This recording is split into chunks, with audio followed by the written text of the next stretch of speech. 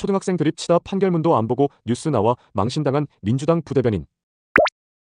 제가 다만 아쉬운 점은 이 김복형 헌법재판관이 그 헌법재판관 임명과 관련해 가지고 즉시 임명해야 할 의무가 있다고 보기 어렵다 그랬거든요. 예. 이건 초등학생 같은 주장인 것 같아요. 김복형 재판관이요? 네, 예. 그럼 뭐 도대체 언제까지 하라는 거예요? 예.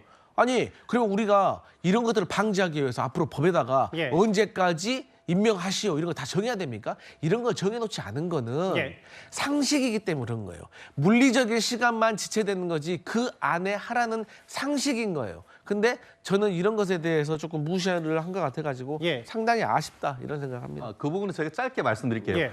강성필 위원장님 같은 경우는 오늘 결정문을 읽어보지 않으신 것 같습니다. 왜냐하면은 읽어보셨겠죠? 아니, 말씀하세요. 그게 나오거든요. 예. 왜냐하면 즉시 임명하라는 법 규정이 없습니다. 예. 다만 그런 결정이 있으면 상당 기간 내에 그 상당 기간은 어떻게 보면 그 자격이라든가 법적 요건이라든가 이런 것들을 검토하고 할 상당 기간이라고 얘기를 했습니다. 잠시만요. 말씀으로 정말 죄송한데 중요한 부분이어서 그러니까 그 탄핵 선고문에 여기 보면 즉시 임명해야 될 거에 대해 여러 가지 부가적인 설명들을 헌재가 덧붙였다 이 말씀하시는 그렇습니다. 거예요? 네. 예.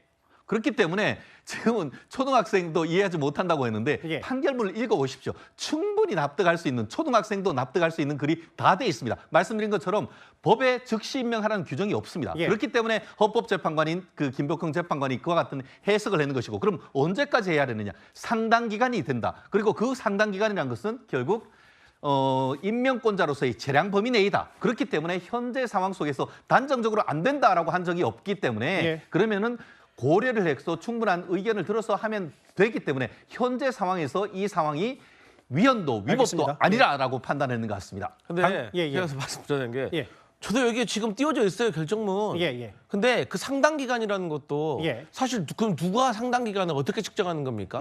그렇기 때문에 즉시 알겠습니다. 임명해야 할 의미가 어렵다고 한 겁니다. 그게 그 상당 기간에 대해서는 그래서 재판부에서 개별 구체적 사안을 통해서 판단을 하게 돼 있고 예. 이게 일반적인 법리를 그대로 갖고 온 거기 때문에 김복형 재판관 논리가 타당한 게 예. 예를 들어서 법률에 대해서 헌법 불합치 결정 났을 때 입법자는 언제까지 개선 입법을 하라라고 명령을 하지만 정치권에서 논의를 하다가 지금 한 6년 이상 이제 보류되고 있는 사건들 많거든요. 예. 그거에 대해서 위헌 위법이라고 안 하잖아요. 그래서 부작위에 대해서는 상당 기간이 지나고 그것이 이 명령을 몰각시킬 정도로 아예 안 하겠다, 의미가 없는 수준까지 갔을 때에서야 위법이라고 평가하는 것이지 그 수준에 이르지 않았을 때는 이거는 쉽사리 위헌 위법으로 선언할 수 없다라는 게 확립된 법리고 알겠습니다. 김복형 재판관은 모르실 수가 없죠. 그 법리를 그대로 갖고 오신 건데. 그러니까 이제 그 법리적으로 해석하면 예, 고 변호사 말씀은 이게 최소한이고 상당히 보수적으로 접근해야 되는 거기 때문에 몇 월 며칠 몇 시에 한다는 건 직관적으로 언제까지 임명하라는 건 정치권 논리고 법적으로는 보수적이고 그런 부분들을 인용해서 본다 이 말씀하시는 것 같아요. 예,